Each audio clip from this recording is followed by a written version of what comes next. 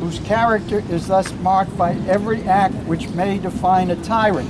We know a couple people in this category. Is unfit to be the ruler of a free people. And the significant people on the Declaration of Independence, even though a contradiction in the sense it was written by Thomas Jefferson, even though he supposedly had hundreds He's of a slaver. but it is a good document in the context of liberty and freedom. So now we're going to do the Constitution. Okay. All right. Starting with the preamble right in the beginning.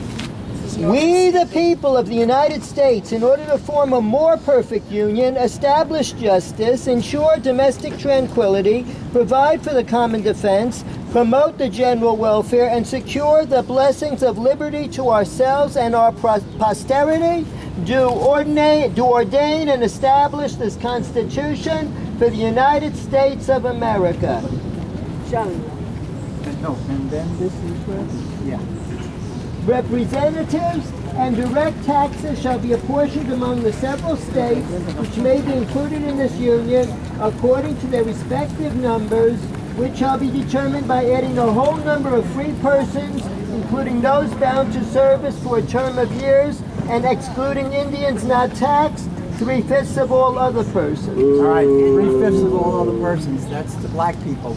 That's the beginning. That's the history of treating black people not equal to most of white people. Now, the 14th Amendment in Section 2 changed that because they have the same language with regard to Native Americans, but they took out the 3/5. Incremental progress in theory. Okay. Theory only. You want the Senate part? Yeah, go ahead.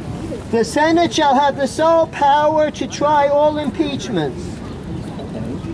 The Congress shall have the power to declare war. And yet, ever since 1964 in the Gulf of Tonkin, the Congress does not declare war. And next month, August the 3rd, I personally went cross-country to a place called Goose Prairie, Washington, to stop the bombing of Cambodia, and got Justice Douglas to then enter an injunction. But the next day when I was going to Washington to put on the White House door the decision by Douglas to stop Nixon from bombing Cambodia, because I figured he'd continue and disobey the Supreme Court justice, that we could hold him in contempt of court.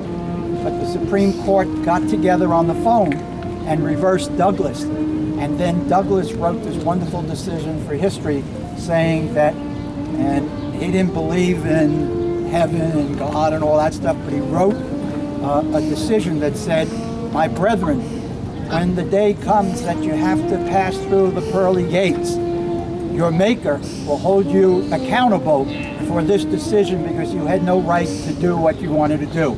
Incredible coming from William O. Douglas. Yeah. August 3rd, 1973 it happened, so it's almost 50 years. And after that decision, the Supreme Court changed the rules. So now what you have is the shadow docket, where they will decide cases without doing it in the public, because back then you could go to any individual judge. We went to Thurgood Marshall, he turned us down. We then went to William O. Douglas, and he granted it. They stopped that.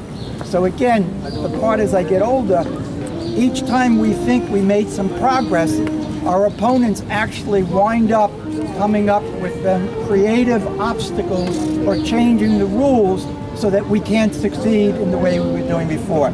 Okay, read some more. Nobility? No, here. The executive power shall be vested in the President of the United States. He shall hold his office during a term of 4 years, together with the Vice President chosen for the same term.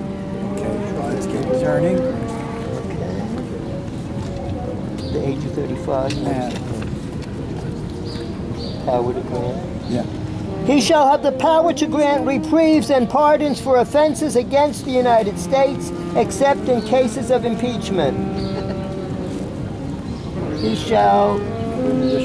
Okay. The judicial power of the United States shall be vested in one Supreme Court, and in such inferior courts as the Congress may from time to time ordain and establish. I have to do. The Congress, whenever 2/3 of both houses deem it necessary, shall propose amendments to the Constitution, or on the application of the legislatures of 2/3 of several states, shall call a convention for proposing amendments, which in either case shall be valid to all intents and purposes as part of this Constitution when ratified by the legislatures of 3/4 of several states, or by the conventions in 3/4 thereof, as one or the other mode of ratification may be proposed by the Congress.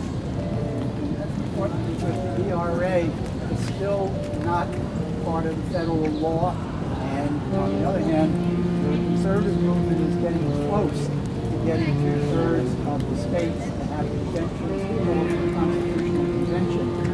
And sometimes we think that's good because we think we can make things better. It turn out that whatever we think we have disappears. Okay, let's go to another.